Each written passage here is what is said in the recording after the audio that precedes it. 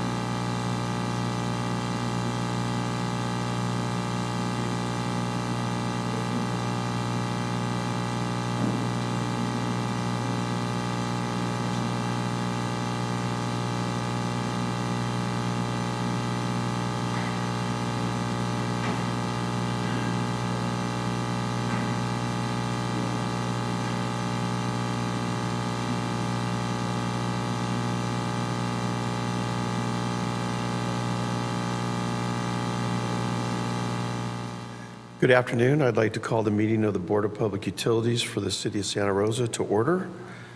May we please have a roll call? Yes, thank you. Board Member Wright? Here.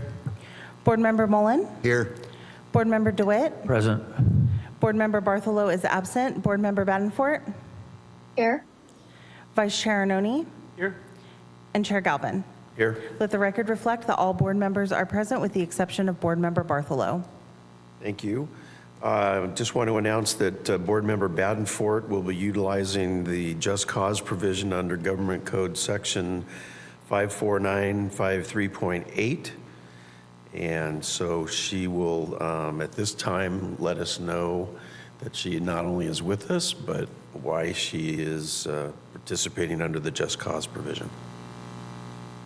Thank you, Chair Galvin. I am attending this meeting remotely due to a contagious illness that prevents me from attending in person. I will participate in both audio and video, keeping them turned on throughout the meeting.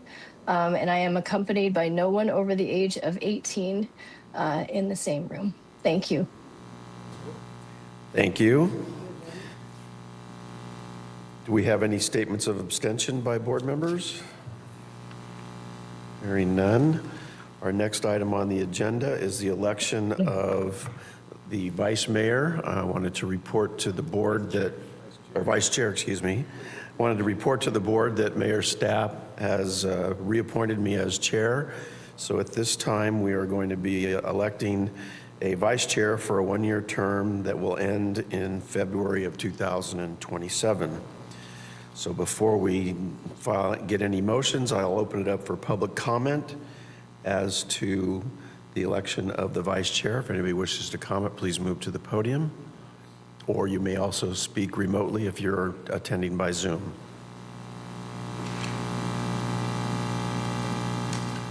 Hello, Janice Carmen here. I didn't hear the name, and I didn't expect you to be doing this. I was just wondering if you could mention the name of the party again, please. The name of what? The person that's supposed to be becoming the vice chair. Well, we You're have going to elect him. Oh, you're going to do the whole thing and then talk. Okay, good. All right. I thought maybe you were Thank doing you. it right now. Okay, so at this time, I'll ask for a motion and a second to nominate a vice chairman. I nominate Board Member Arnone for Vice Chair. Second. Second. Thank you. We have a motion and a second. At this time, we'll see if there are any other motions that are to be made. I motion for Mr. Mullen to be the vice chair. Is there a second? Okay, that motion will fail. At this time, we'll take a roll call vote as to the nomination. Well, actually, first of all, Vice Chair Arnone, are you willing to serve? Thank you. It would be my honor to do so. Now, may we have a roll call vote, please? Board Member Wright? Aye. Board Member Mullen? Aye. Board Member DeWitt? Yes. Board Member Bartholow is absent. Board Member Badenfort? Aye. Vice Chair Arnone? And Chair Galvin. Aye. Okay, and that passes unanimously with Board Member Bartholow absent. Very good. Thank you.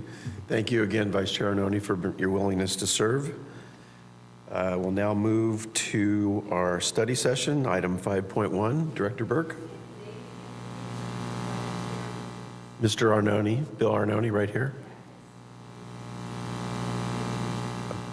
You're welcome. Thank you, Chair Galvin, and congratulations, Vice Chair Arnone. Our study session will be our asset management overview, and making the presentation will be Liz Hanley, our supervising engineer over our asset management team. Welcome, Ms. Hanley.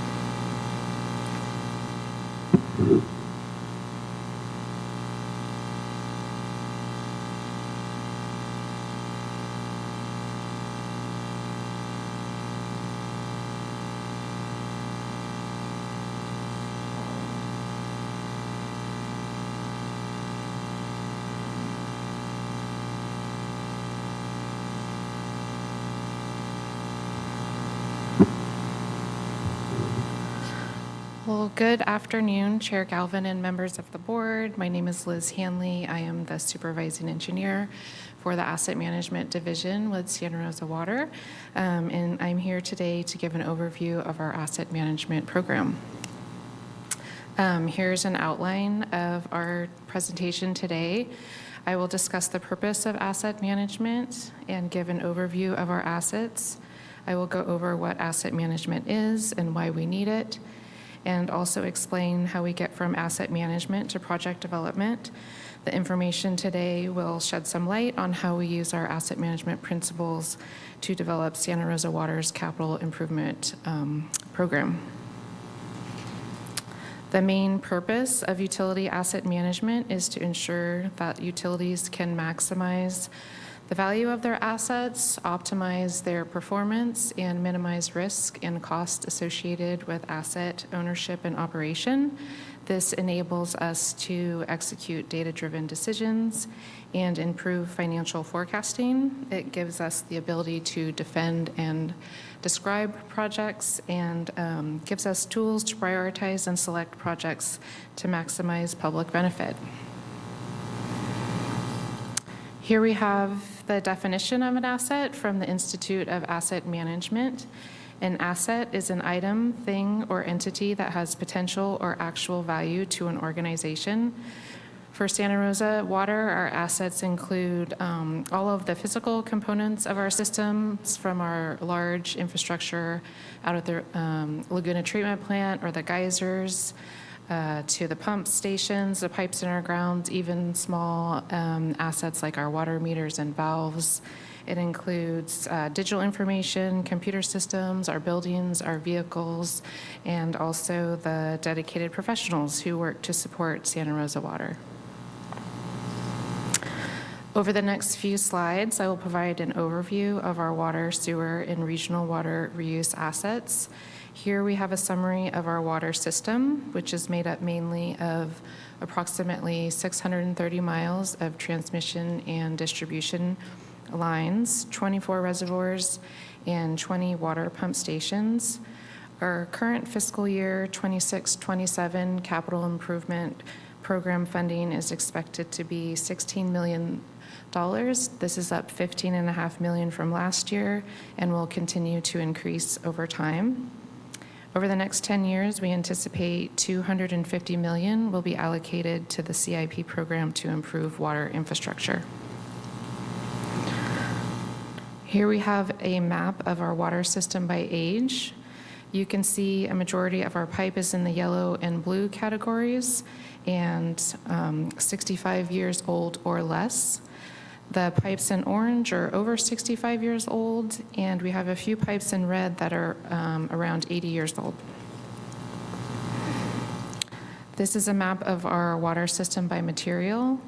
You'll see a majority of our pipe is asbestos cement in red, with PVC in green, making up most of the remainder of the pipe, and a small percentage of pipe in the other material category as shown in blue and yellow. Oops, sorry, I was behind a slide. Here's the water system by material map.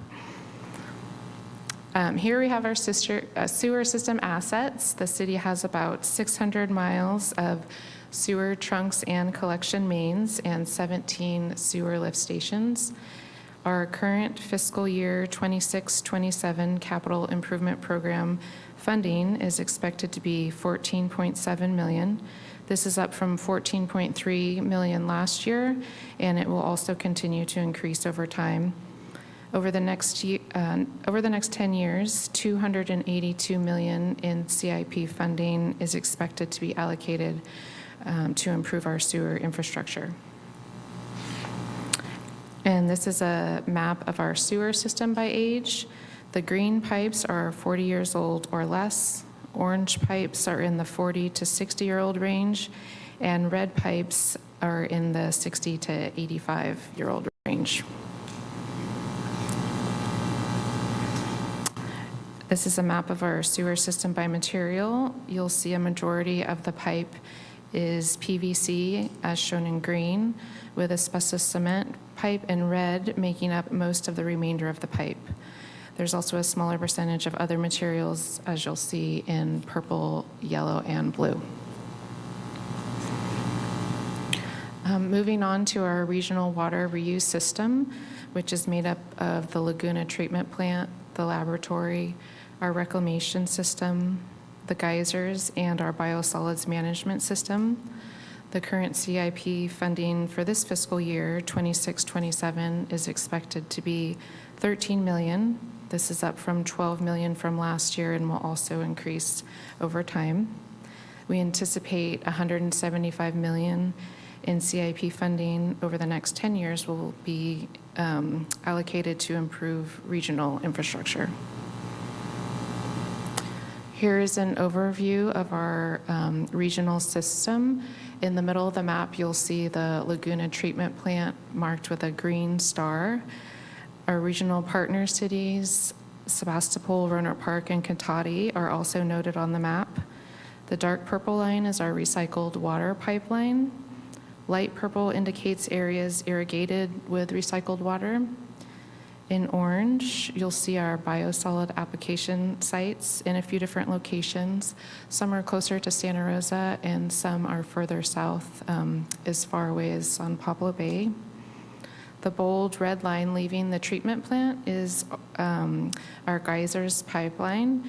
It travels north through Windsor and Healdsburg, then turns northeast and travels up the mountain with 3 pump stations and ends at our geysers terminal reservoir, which is noted at the very top center of the map.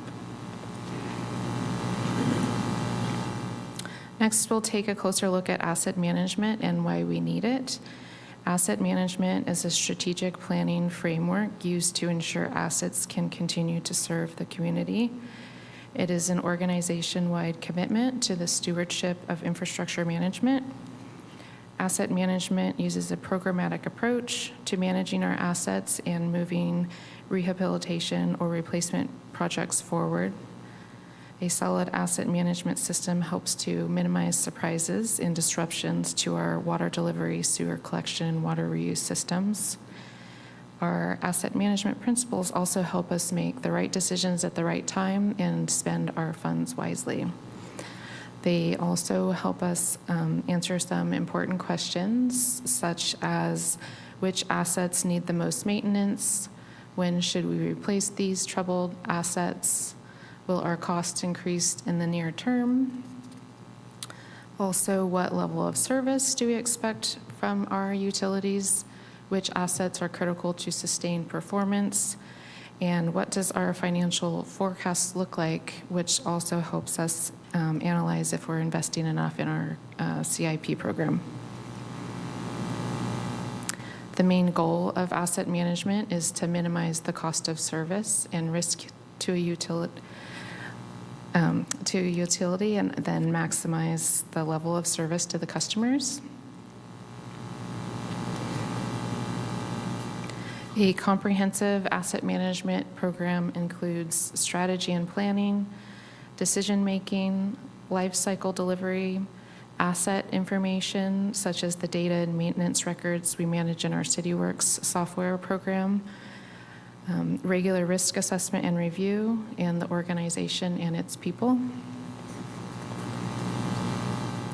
Here we have an outline of how we identify capital projects, which will also be discussed a bit more in detail over the next few slides. We incorporate the city's general plan, master plans, and engineering studies. We use asset scoring, level of service evaluations, and risk assessments. Regulatory requirements also influence the need for projects and when they are implemented. We work closely with our stakeholders, and public input is taken into account. Our master plans and engineering studies assess the current and future state of our water systems to ensure we are planning for the necessary capacity and level of service. Master plans evaluate our systems to support the general plan and also help us prioritize our capital improvement program. We have just recently issued a request for proposal for our water master plan, which was last updated in 2022. We'll be selecting a design consultant and bringing that to the board for your consideration in the near future. The sewer master plan was last updated in 2023 and is expected to be updated again around in the year 2028. And as you are aware, the regional master plan was just recently initiated by our regional engineering staff, and their project is underway. Also, our condition assessments help us determine the state a specific asset is in, the needed repairs to extend the life of an asset, and if an asset is in need of replacement. There are three main factors that contribute to asset scoring. To determine the condition of an asset, we look at factors such as the remaining service life, CCTV, footage of pipes, how often an asset needs to be maintained, and if it's requiring extra work to keep it functioning. The level of service component speaks to how well the asset is performing. Some of the parameters we take into account are hydraulic capacity, flush score, and slope of a pipe. Risk incorporates consequences in the event of an asset failure. Assets receive a higher risk score if they have fire flow deficiencies, are in a seismic area, or close proximity to waterways, where a failure could be detrimental to a creek, for example. And also if they are within another agency right-of-way, like a railroad crossing, where access could be more challenging. We evaluate the level of service for certain assets. Santa Rosa Water's assets provide essential and reliable services to the community. Level of service scores are determined by evaluating individual assets numerically and qualitatively. A few of the things we look at when determining a level of service score are percent downtime, incidents per year, the hydraulic capacity, regulatory compliance, and the cost to maintain an asset. We also look at risk assessment. There are generally two components to a risk assessment: the likelihood of failure and the consequence of failure. The likelihood component is everything about that asset, its maintenance history, condition observations and assessments, asset attributes such as the age and material. The consequence of failure looks at what would happen if that asset were to fail. What are the financial, social, and environmental implications, for example? The likelihood of failure and consequence of failure come together to create a risk score, such as the table demonstrated on the screen. Assets scoring in the extreme or red category have a higher risk and will be a higher priority for our replacement or rehabilitation projects. And those in the low risk or green category will not be due for replacement or rehabilitation in the near term. We also look at regulatory requirements such as building code and fire code upgrades, the Division of Drinking Water, NPDES waste and waste discharge and stormwater regulations, and safety compliance, just to name a few. Stakeholder and public input is incorporated.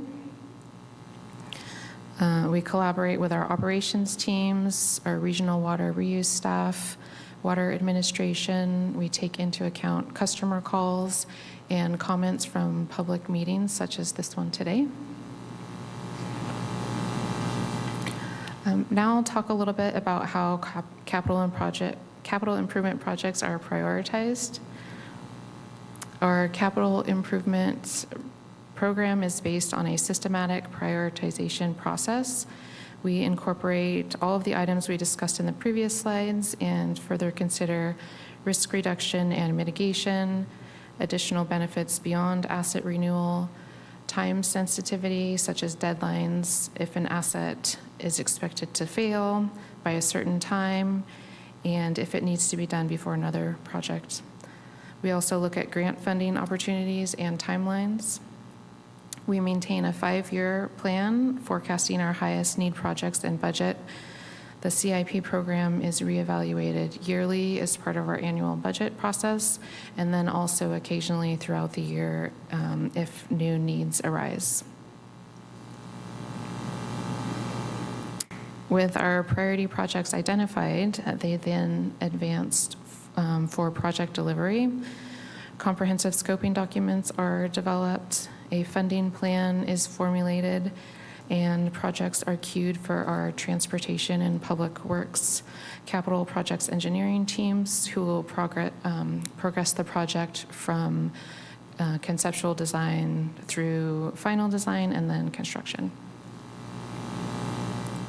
And lastly, I'd like to recognize perhaps the water department's greatest assets, which are all of the staff who work tirelessly to ensure we are providing the best possible service to our customers. Front and center on the screen are some of my personal favorites. That's my asset management team. And then there's a range of many other city employees up there hard at work on the job. And that concludes my presentation for today. I'd be happy to answer any questions. Thank you very much for the presentation. I'll open it up for any board member questions or comments. Board member Mullen, sorry. Thank you, Mr. Chair. Thank you for that presentation. That's a lot of information, and I appreciate the work that goes into that, and the analysis and so forth is very impressive. I'm not sure our ratepayers understand the value of doing exactly what you've just described that we do on a regular basis, because so much of what you work on is under the ground, and until something blows up or breaks down, people don't really realize that. I have a couple of questions. Well, first of all, I'm sure we're going to do this, but I just would just like to call out, this is another one of those opportunities to include a more brief summary of what your presentation was to the community through our newsletters and our outreach pages and things, so that people understand what we're doing here and why we do it, and that we have a plan. We don't just kind of walk out on a Monday and say, here's what we're going to do. So I would hope we're going to do that. So in that regard, I think it would be important to highlight in the community outreach part of that is whatever our amount is that we're, for instance, the fiscal year we're in now, we're going to spend X dollars, X millions of dollars. How much of that is coming out of rates, so that the ratepayers understand this is in your rates, it's embedded in your rates, and we're spending that money for really important projects and facilities so that they continue to deliver the service that people have learned to accept. And then the last question I have is related to no system, including yours, no disrespect, is perfect. Stuff happens. And all the analysis you do, which is great, I'm sure on a regular basis, fairly regular basis, you run across something occurs out in the street and it wasn't on the list for this year, and all of a sudden you open it up and you go, oh my God, I think we better do something with this. Do we have an undesignated fund balance every year that sits there in the event that something like that occurs? We have a funding source, or do we have to go in and juggle projects? There are a couple of different ways that we handle projects like that. Each fund has an on-call emergency ongoing project that we fund on a continual basis, and it has a designated project manager in our capital projects engineering team who, when things arise, then they'll jump on the project and work with our contractor and put together a design if needed to address those issues. We also have a on-call engineering contract with one of our local consultants who can help us as well if it's a more complex design. And then I think I'll let Director Burke speak to this one, but I believe there's other funds that we can access outside of CIP in the case of an emergency project. Thank you. Yeah, if need be in an emergency, we can work with our finance department to have emergency things come in place and work with council to shift appropriations around if we need to. So we do have, we do have quite a bit of undesignated fund balance above our reserve policies. We can always tap into our reserve policies. We can always tap into moving CIP funds around. So we do have quite a healthy ability should something come up. For example, with the Tubbs fire, we were able to quickly look at finances and figure things out to be able to cash fund basically all of the damage that we needed to do and then get reimbursed from FEMA in the future. So we're lucky in that the enterprise fund is pretty healthy that way to be able to work with finance and then work with the council to make changes as needed. Thank you. Vice Chair Arnone? Mr. DeWitt. I have some questions about the CIP budgets. You had a slide for each, the water, the wastewater, and then the regional, talking about what our current CIP budget was for the year and what the 10-year anticipated funding for that element was. And I think I wrote down so the current year for water was 16 million, and the 10-year funding was 250 million, which is like 25 million a year. So 16 this year, 25 million we're anticipating every other year. And then for wastewater, we had 14.7 million this year, but the annual expenditures with the anticipated 10-year funding should be closer to 28 million. And likewise with regional, it's 13 now, but it should be 17.5 if we take the gross number and divide it by 10. So my question is, how do we anticipate being able to deploy more funds than we're currently deploying? Well, our yearly funding allocations come from our finance team, and I believe they are a function of the rate study. But I will ask like me to Director jump in? Burke to help Sure. me with that question. Yes, thank you. Happy to. So yes, great question. We built our 10-year rate model and adopted our first 5 years of that rate model, looking to get up to those investment rates over 10 years. So you'll start to see that next fiscal year we'll have a bit more investment in the CIP, and then we have a bit more investment, and then we'll have a pretty steep jump, I think, between years 3 and 4 and 4 to 5, and then we'll be coming back in front of the board with a future rate study. We will probably, at the staff level, take a look at how that capital investment is being spent and what that's looking like, and seeing if this is still a trajectory we can go on. But our intent, at least with our current 10-year model and our current rate plan that you adopted, is to get up to those investment amounts over a 10-year period. And then also working with our partners, and that's for the water and wastewater side, working with our partners, coupled with potential bond sales as needed or other outside funding, and continue to increase the CIP year over year by $1 million a year for the regional system. Great, thank you. Great, thank you for that answer. Board Member DeWitt? Yes, thank you. I apologize for being a bit of an amateur at this, but do we consider the drinking water an asset? Is what we sell to the public an asset? The water itself? Yes. Yeah, that would be in the list as well. Yes. All righty. With that in mind, the tertiary treated water that we release out, is that also an asset? Yes, that is an asset as well. Nice, okay. So I'm learning as we go. Basically, then in your master planning, do you score these assets? Yes. All right, good. Last but not least, the water master plan update, that included this, so I've read some and I want to learn a lot more. So where could I learn more about the basic water being our asset? We have a lot of information on our website. We have our previous master plans, if you'd Okay. like to read those. Sure. As well as several other pages on the different water infrastructure. Great, just to educate myself. Thank you kindly, I appreciate it. Board Member Wright? Yeah, just one comment on Board Member Mullen's question.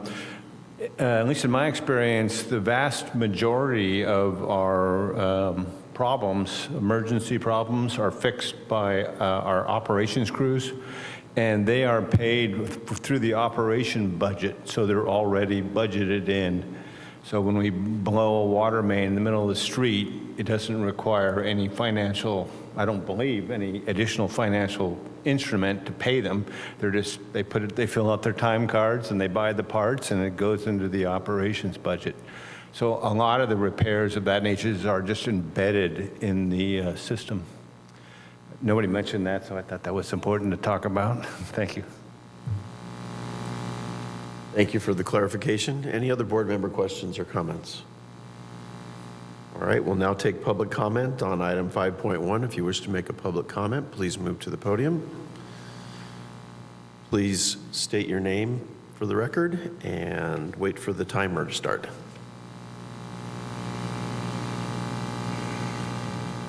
Thank you, Chair. Janice Carmen here, and thank you for the presentation. I think it was really quite thorough. I haven't heard her speak before that I know of, and if I had, I think I would remember her. I think she did a really good job, and I appreciated it. Thank you. Thank you. We'll also open it up for any Zoom comments. If there's anybody that is watching on Zoom and wishes to make a comment, please raise your hand. There are no public commenters on Zoom. Thank you. That will conclude item 5.1. Thank you again, Ms. Hanley. Appreciate it. We'll move to item 6.1, which is a presentation by the Water Agency. Director Burke, do you want to introduce our guests? Yes, thank you. As mentioned, this will be a presentation on Sonoma Water's transmission system, capital projects, and maintenance update. And with us today is Kent Gilfie, Director of Engineering, and I believe Chief Engineer at Sonoma Water, and David Royal, who's our Assistant General Manager over Operations and Maintenance with Sonoma Water. Welcome, gentlemen.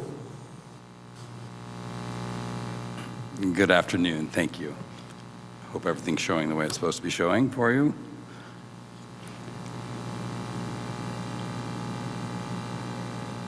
There we go.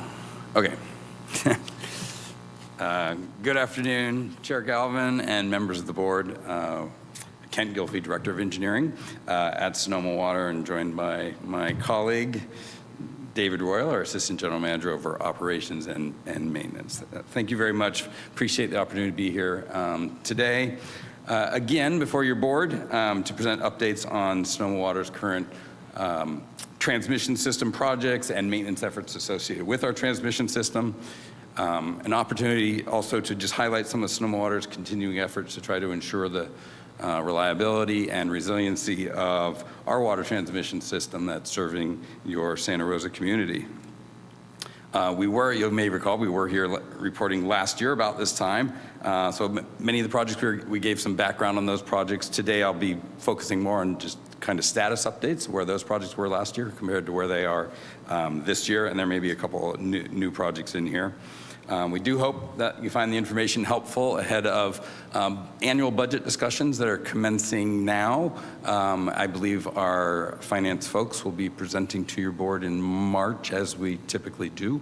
So I hope you find the status updates on projects helpful to that. And we do have a number of slides, so I'll plan to jump right in here, although I'd be remiss not to acknowledge and recognize Santa Rosa's leadership in working with Sonoma Water and the rest of our water contractors, particularly Councilmember Rogers, who served as our chair on the WAC, the Water Advisory Committee, being our core means of coordinating and partnering with our water contractors, and certainly Director Burke's role chairing the Technical Advisory Committee. So we really appreciate all those points of coordination and partnership on water supply related issues.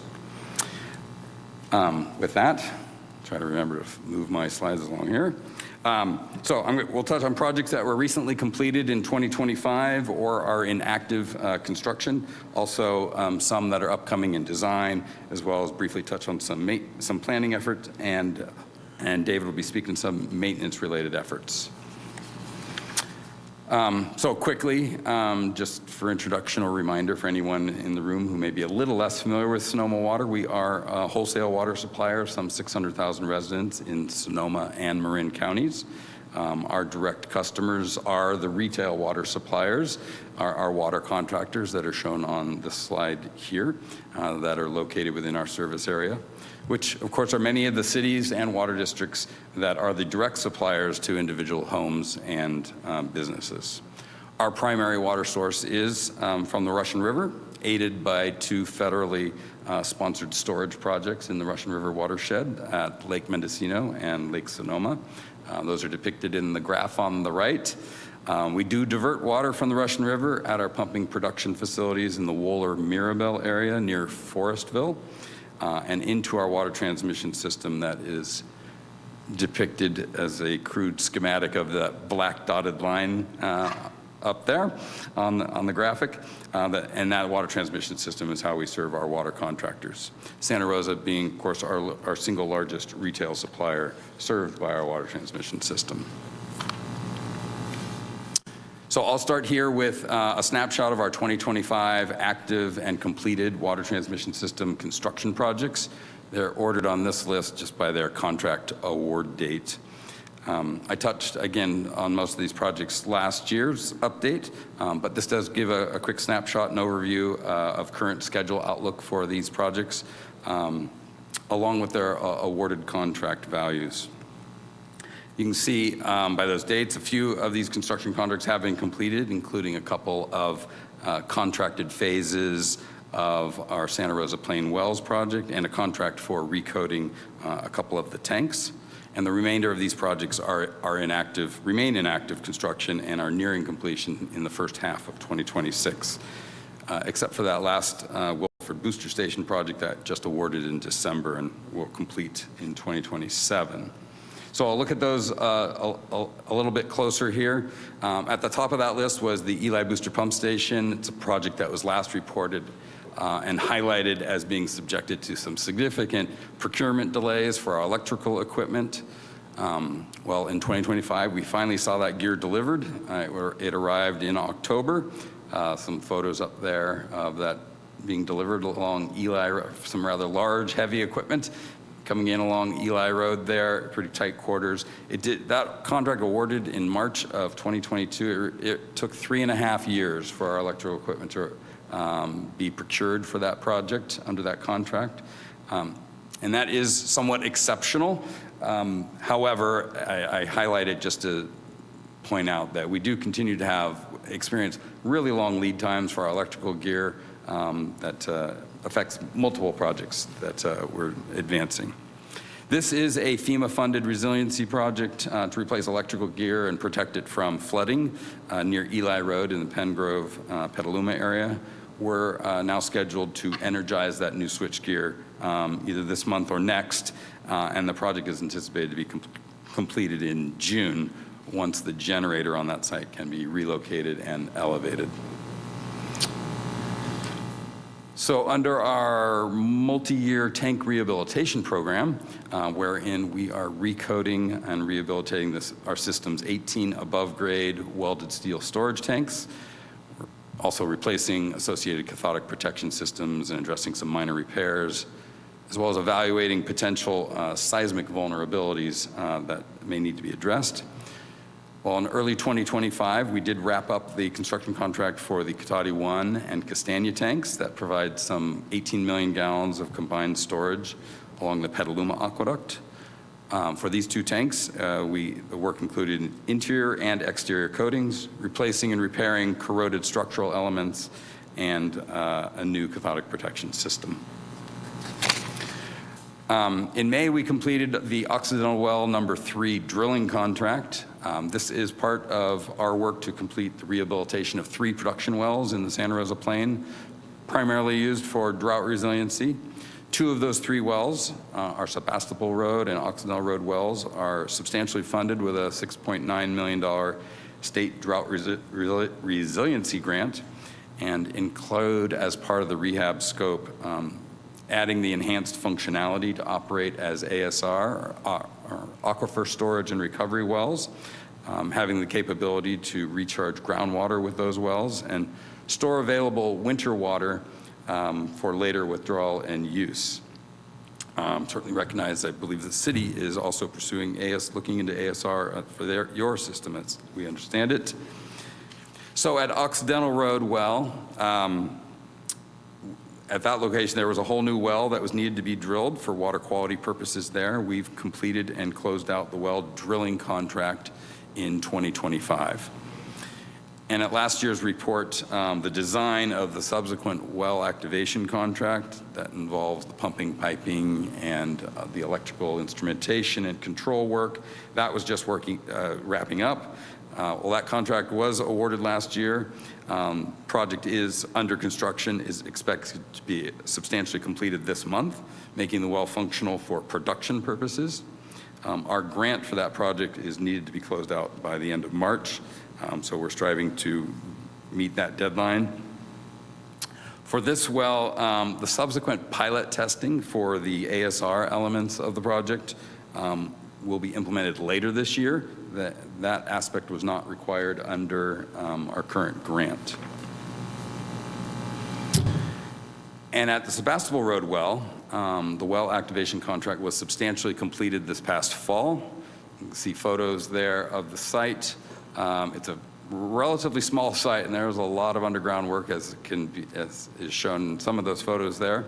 So there were some challenges on that front. Really appreciate the city coordinating with city staff on this, both on access issues, coordination with discharge to your recycled water system. So really appreciate that's helped facilitate the project through the whole time. At this well, the pilot testing for the ASR elements, unlike the other well, is required under our grant, and we are currently underway with that pilot testing. The schedule and protocols up on the graphic there. The green tag is indicating where we are, although my slide's a little out of date. We are actually in the recovery mode, and so we're almost wrapped up here. That should be wrapping up in the next week or so, and then we'll be moving on to wrapping up the grant as well. I'm sorry. Sorry, I skipped some of my notes here. The pilot test was initiated in October per the schedule. It consisted of 2 cycles of injection of our aqueduct groundwater into the groundwater, injection of our aqueduct water into the groundwater, storage of that water, and then recovery periods of that same water. And the process did involve extensive water quality and groundwater level monitoring per this schedule indicated here. So next on that 2025 list, the Cotati 3 tank. It's a single tank. It's the less attractive of those 3 shown at our Cotati tank farm. It's a single tank of 18 million gallons in capacity. At last report, we had just advertised and awarded the recoating contract in 2025, so that exterior looks much prettier now. So it was out of service for much of 2025. In addition to the interior and exterior coating work and the cathodic protection and other minor repairs, this contract was also structurally retrofitting the foundation ring of the tank by widening that ring to address a seismic vulnerability. In addition, this tank had a number of retainer clips that had failed. You can see in those on the right-hand photos, in the middle one there, an example of a retainer clip that was failed that resulted in several compromised structural beams in the roof structure as those beams had tipped over, as that lower right photo depicts. Those have all been repaired with this project. So as the current status, the exterior of that tank is done. Our interior is primed and we're working on finish coatings. Cathodic protection and the foundation ring is scheduled through March, which would bring us to completion for that contract. Moving on to corrosion protection on our aqueducts. So our work, our continuing work, converting our passive cathodic protection system to an impressed current system for the Santa Rosa and Cotati aqueducts was last reported to soon be advertising the Phase 1 contract in early 2025. That phase was ultimately awarded this past July, consisting of some 8 rectifiers and anode well sites and 8 test stations. The contractor is currently procuring materials for that contract, and it's scheduled to complete in June of this year. The larger Phase 2 contract for cathodic protection it's about 2 to 4 times the number of elements in that contract. Currently in process of completing the design documents and securing the necessary right-of-way and permits to advertise in fiscal year 27-28. Both those phases required significant coordination with PG&E with respect to their cathodic protection systems that may be operating in close proximity to our own. Finally, on that 2025 list, at the Wilford Booster Station that's located along the Petaluma Aqueduct in Rohnert Park, we are updating outdated electrical equipment, addressing seismic vulnerabilities, and installing a redundant pump set for resiliency purposes. I had mentioned last time that while that pump station, when it's normally operated, generally pumps to the southern portions of our system, it does, however, have a unique vital role for us in being able to pump to the north as well, providing some benefit to our northern customers, such as Santa Rosa, under certain limited operational conditions, such as facilitating certain construction that may be needed or emergency conditions. So that's our list of 2025 completed projects. Looking forward to 2026 and other capital projects that are in design and scheduled to advertise in 2026, with a couple of exceptions there. Those are shown here on this list. So I'll focus a bit on those that are planned to advertise over the next few months. They include our Ralphine Tank Number 1. It's a 6 million gallon tank located at the upstream end of our Sonoma Aqueduct and Oakmont Pipeline, serving eastern Santa Rosa and as well as the Sonoma Valley from the Spring Lake area. Also, Sonoma Tank Number 1 recoat, located at the terminal end of the Sonoma Aqueduct. Our RDS resiliency improvements, or our river diversion structure resiliency improvements, involves needed pump and motor control center replacements, some seismic resiliency improvements, and this is for our facility that's located along the Russian River, where our inflatable dam is on the river and where we divert and pump flow into our transmission system. Also, in the near term here, the Warm Springs Dam hydropower project involves electrical upgrades to restore the function of that hydroelectric facility up at Lake Sonoma, the revenue of which helps to moderate water transmission system rate increases. So we're looking forward to getting that back online. And then there's those projects that are a little bit further in the calendar year, our Wohler Road storage facility and our water treatment system modernization CT compliance projects that we'll advertise later in the year, and cathodic protection phase 2. That won't advertise till 2027. One project I did not manage to include on this list that I did report on last time was our Bennett Valley Fault Crossing project, located where our Sonoma Aqueduct and Oakmont pipelines traverse the Bennett Valley Fault Zone along Montgomery Drive near Spring Lake. That project will replace a seismically vulnerable portion of existing pipeline that crossed the Bennett Valley Fault Zone. It's actively in design at nearly a 90% stage, though we have pushed off the construction of that project to pursue FEMA funding in an effort to try to mitigate rate impacts. So we're currently looking to fund that project in fiscal year 27-28. And looking forward to that one in view of some of the recent minor earthquake swarms that have been seen in Bennett Valley area. So that will be good to get done. My last slide before David steps in here is just an update on our previously reported master plan developments for the water transmission system, wherein we're looking at a range of future needs for our transmission system for a 20-year planning horizon through year 2045.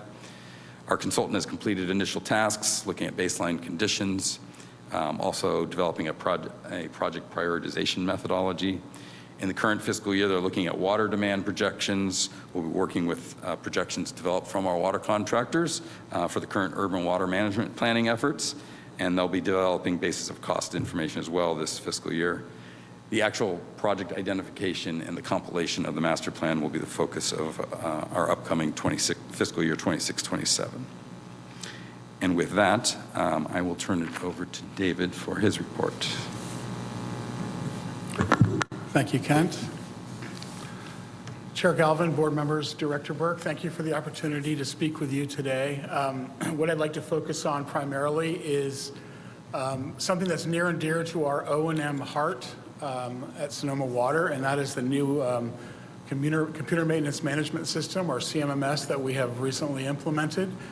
We began implementing this program back in January of 2023. At that time, we rolled in the first two phases, or we had two phases. The first phase was our wastewater and water system, which included our pumping plants and transmission, as well as treatment and collections on the wastewater side. And then in year two, we rolled in the remaining O&M components, such as our SCADA system, industrial waste, emergency management and safety, our stream maintenance program, and our lab services, to name a few. This has been a labor of love for the O&M staff, as we took a blank piece of software and rolled in nearly 1,800 of our assets, building hierarchies and framework for us to track the work we do, develop work orders, and allow our staff the opportunity to work in the field in real time on tablets, so they can be efficient about the way they do their work, as well as sharing the data that we get from that information to help inform our asset management program. Mr. Gilfie continues to ask me, are we ready to start sharing that information to help inform our asset management program? Now that we're about 2 years in, we're starting to get some real data that is useful, but we're not quite there yet, Kent. We'll let you know when we get there. Next slide, please. So here's a brief overview of our aqueduct system. You can see the Sonoma line on the center of the screen, and then the Petaluma and Santa Rosa aqueducts. I wanted to put this in place just to show you our tank locations and the capacity of those tanks. And this is the areas where most of our work takes place in the water system. So what we use our CMMS for primarily is to develop work orders and PMs for the work that we do in the field. Contractors that are doing work on our system can upload their reports from the work they do. Engineers can then review that work. From that, we develop work orders, and then field staff can conduct the repairs and the necessary upgrades and track all of that in real time, including costs, so that we can get real numbers on what it's costing us to maintain our system. So another example of the CMMS is we have both linear and vertical assets. So the linear assets would be the blue pipelines that you can see. So we can click on any section of those pipes and get data on type of material, diameter, year of installation, recent work that's been done.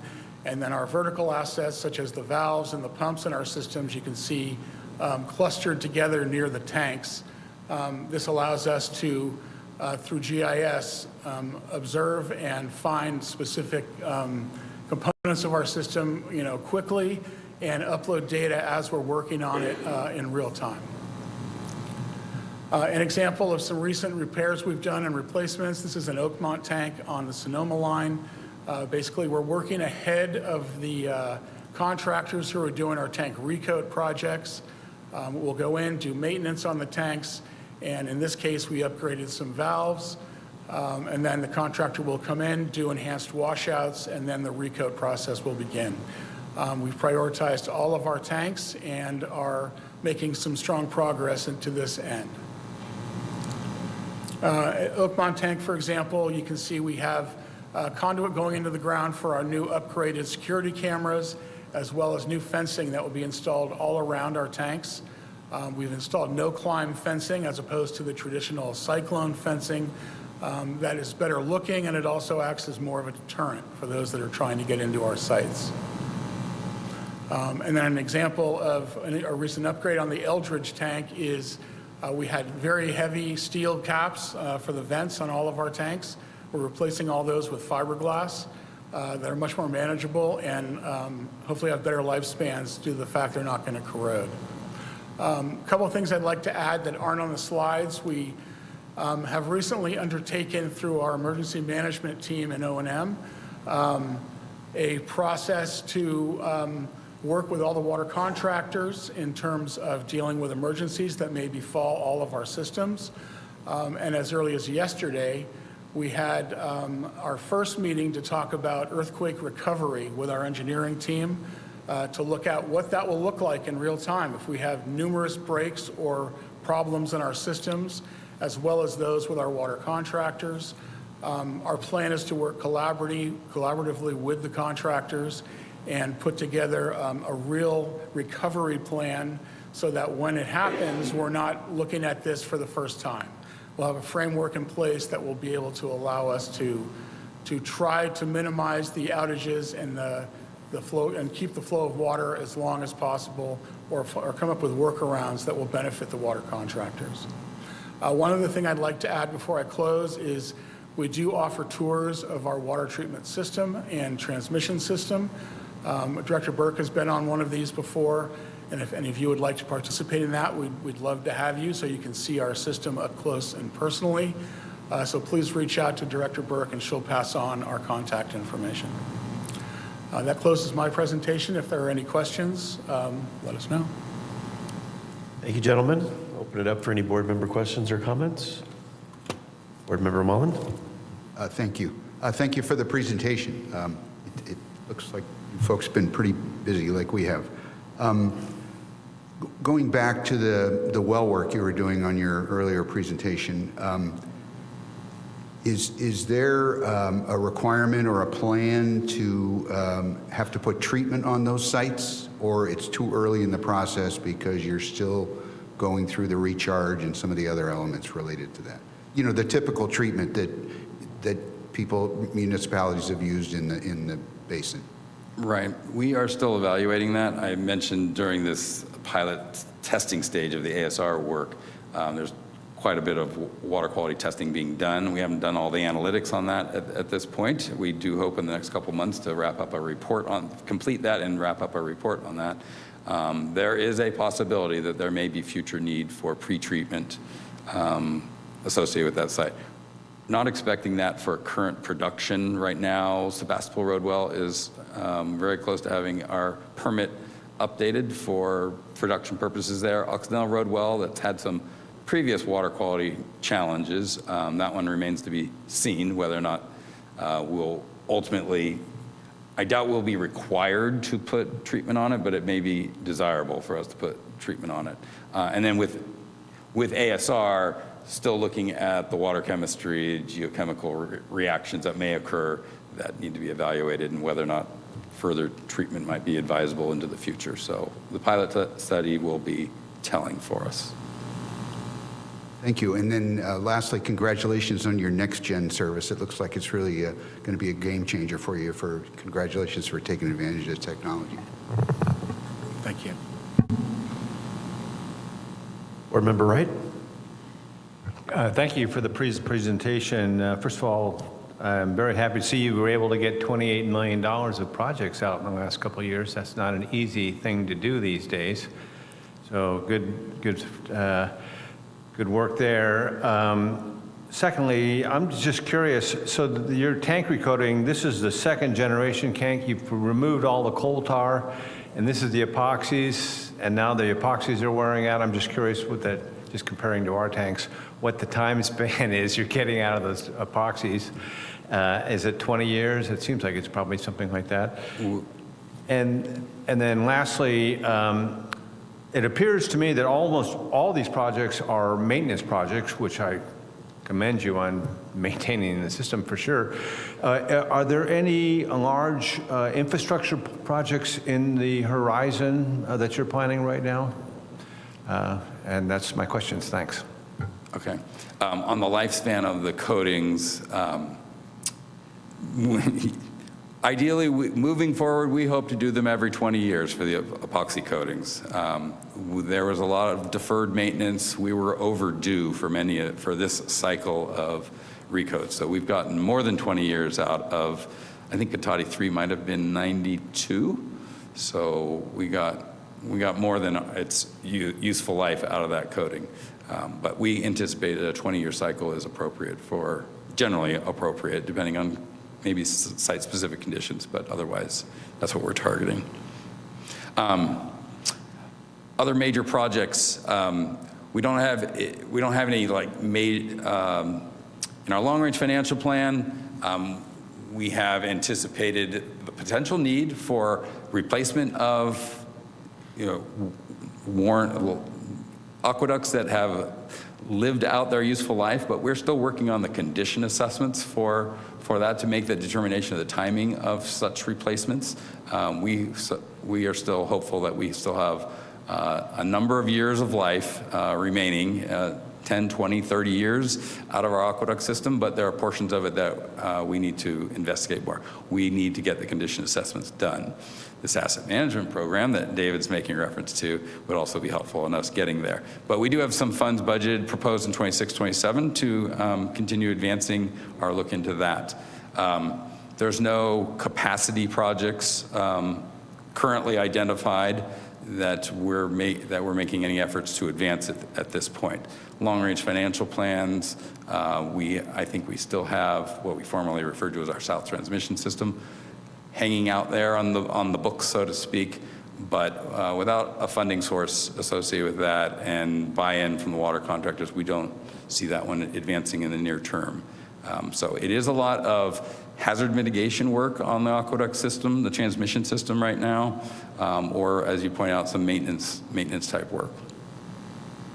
So then it'd be safe to say that your system's built and you're maintaining it. Our system is built and we are maintaining it. Thank you. Other board member questions or comments? Vice Chair Arnone? Thank you. Thanks for the presentation. Last year, I was really happy when you all told us that you were adopting a comprehensive master plan, and I appreciated the slide here giving us a status report on that and what you anticipate going forward. And obviously, we are always interested in finding out the future holds for us, because we have to pass through whatever rate increases we receive from you onto our ratepayers, and obviously the CIP plays into those rates. So the more information we have, the more we can predict what the costs are going to be. Looking at the slide you have about current progress, the very last element, task number 6, is which was supposed to happen in sometimes FY 26, 27, is compile the master plan. So I'm glad that there's a date actually when that's all going to happen, but are you getting useful information from your process of planning that goes into budget formation that can provide some more predictability in the rates? If you could clarify, useful information. I guess we went through a transition from our last rate study to this rate study. We used to set a fixed rate for like a 5-year rate plan because we figured we could estimate what the changes would be within a narrow band for the cost of water. And then a few years we had unexpectedly greater variations than we anticipated. And that obviously hurt during the time where we were fixed into a locked rate. And so our next rate plan provides for a simple pass-through. And the reason we wanted to have flat is to give predictability to our ratepayers so that they would know, what they're going to pay. Now we can't give them the same level of predictability because we're doing a straight pass-through. I'm looking for the time when we can get back to maybe flat rates that are based on, projections and actual planning. So maybe in the future, someday we can get back to a flat rate. I don't want to do it yet. I'm not ready for that, but that's what motivates my question. And so I'm really trying to get at, are you getting the information necessary to provide the people that buy your water information that will allow them to set rates on a predictable basis? Yeah, completely understandable. Thank you. Yes, I mean, that's part of the goal of the master plan, is to help us get a better sense of looking out into the future. I mean, our long-range financial plan that we provide to the water contractors, I think I reported this last year, I feel like we have a good sense of what the next 5-year horizon looks like for us, but we have gaps of understanding, particularly as it relates to ultimate replacement of portions of our system. And that's going back to some of the condition assessment work. So that is the goal of this master plan, is give us a better sense of what our 20-year future looks like, so there is something predictable for us and for our water contractors as well. So Great progress being made. that Thank is you. the goal. Other board member questions or comments? All right, we'll now open it up for public comment on item 6.1. If you wish to make a comment, please move to the podium. Also, if you're on Zoom, you can raise your hand if you want to make a comment. There are no public comments on Zoom. Thank you. Thanks again for the presentation. That'll take care of item 6.1. Great, thank you very much. You're welcome. Item 7.1 is the approval of the January 15, 2026 minutes. Are there any comments or changes from the board on those minutes? We'll now open it up for public comment on the minutes. If you wish to make a comment, please move to the podium or raise your hand. There are no public comments on Zoom. Thank you. The minutes will be approved and entered. We have no staff briefings. We have 2 items on the consent calendar. I'll move adoption of the consent calendar.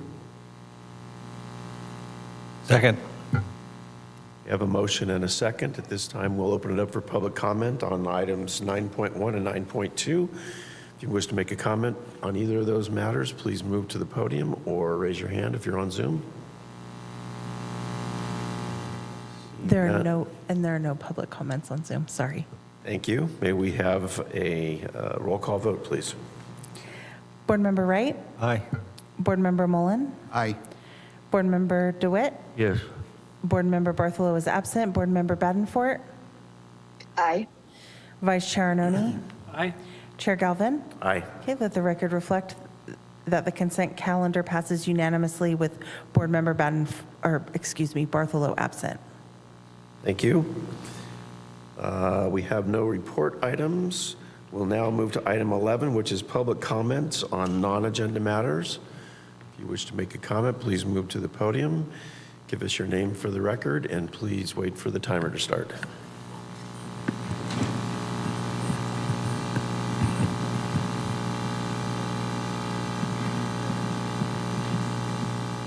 Thank you.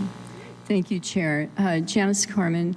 I visited, or I called the PG&E in March of 2025. And I was complaining because I was finding out, I'd been doing a little research myself about EMFs, and I definitely was having a terrible problem at my house. And so I called, and nothing happened. They were acting like they didn't even know what I was talking about. So this went on for a couple of months.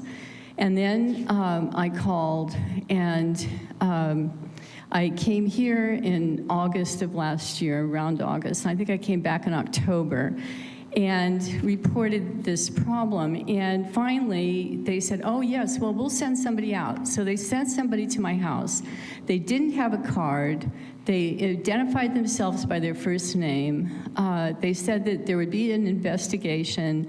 They would get back to me with a report, and they would let me know, and something was supposed to be done. Well, now we're in February. Nothing was done, and the situation is really, really terrible. EMFs are electric magnetic force, and the excuse that this fella gave was that it could be solar, and that the solar is overproducing down the line 7 before my house, and that I'm getting a surge of this other electricity through my house. I mean, I don't understand any of that, or even if it's true or an excuse. But the final thing was I came home thinking that I was going to be talking to this investigator at some point, and this guy saw me. He was in the PG&E truck, and he zoomed away. So I followed him, thinking, well, I guess he didn't see me, and I'm waving at the stop sign, you know. hoping that he'll turn around or come back, and he didn't. So nothing ever got done at all. And then recently, I realized that I am an opt-out as far as the meter goes. My meter has been changed, and the situation is much worse. When I came here, the chair said at that time, well, we hope, Ms. Carmen, you can get this taken care of. This is a really bad situation, and I'm getting zero response on this. And I need some direction somehow. I need you guys to advocate for me. Do something. But this is not acceptable at all. I've lived in my house a long time, peaceful, beautiful, everything's been great, and this is terrorizing and health declining stuff. So please think about it and give me an answer to something in the future. Thank you. Through the chair. Vice Chair Arnone? Yeah, I think sometimes people misunderstand our name as a board. We're called the Board of Public Utilities, but we have nothing to do with electricity. We are water. We have nothing to do with electricity, and I think that we need to make that clear sometimes. It's not as clear as it should be. Thank you. Thank you for your comments.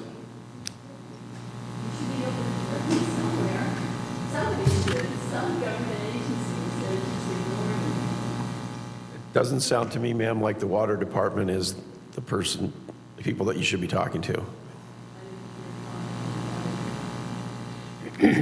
We'll take public comments. Any further public comments on item number 11? Seeing none, that's good. We have no referrals. We have no written communications. Do we have any subcommittee reports? Nope. Any board member reports? Sure. Hello, I'm Dwayne DeWitt. I saw a news article that Calpine had been purchased by a larger organization.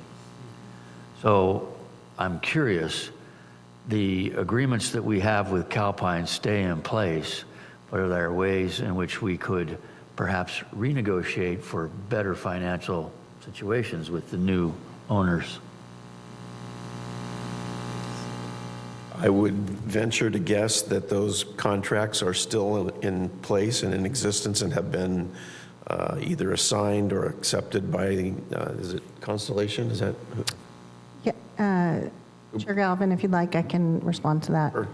So we have been informed by Calpine throughout the process that they were in a process for being acquired by Constellation, but Calpine, as the geothermal power company, is still its own entity in terms of their contracting relationship with us, and so it makes no changes, and our agreements stay in place through 2037.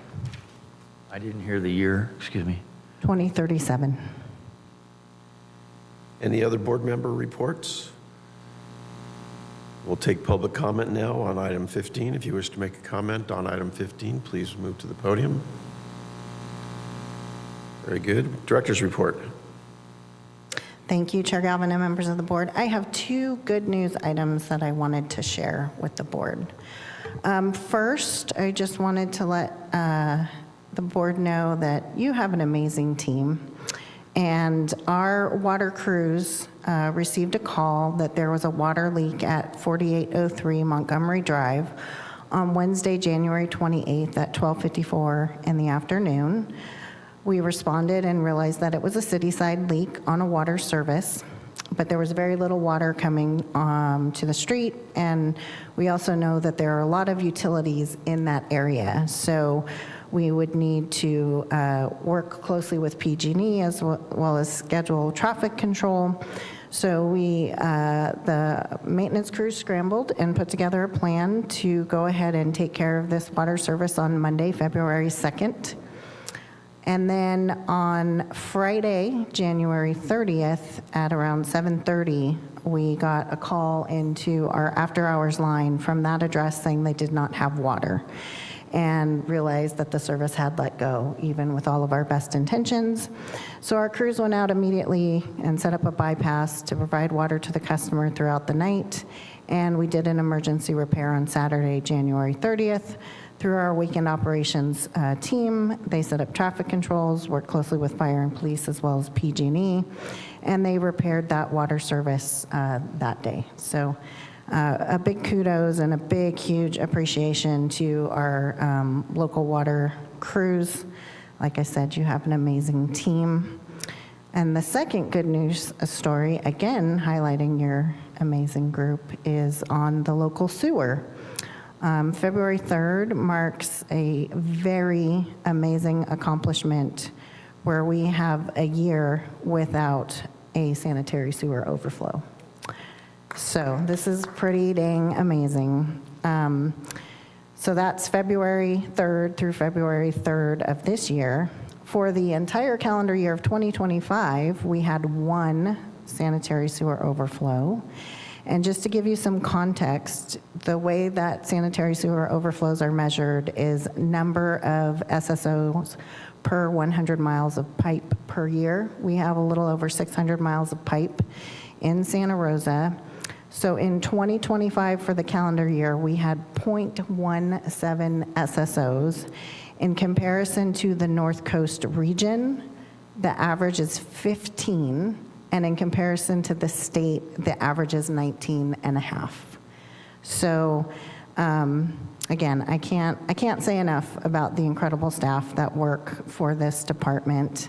Although sometimes SSOs are unavoidable because there are many things that contribute to them, our team really has set some amazing goals, including for 2025, we had a goal of cleaning 120 miles of sewer pipe, and we cleaned 185 miles.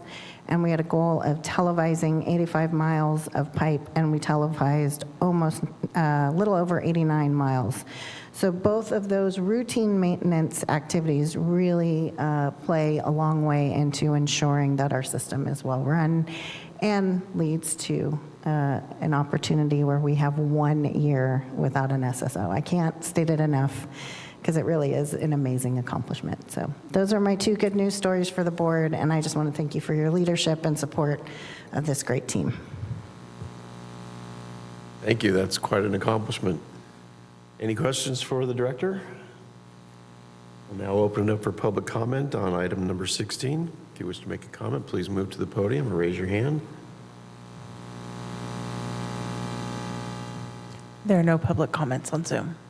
Thank you. That concludes our agenda for today, so we are adjourned, and I'll just let you know that there's a chance, or probably a good chance, that our next meeting on February the 19th is likely to get canceled, so we'll let you know for sure.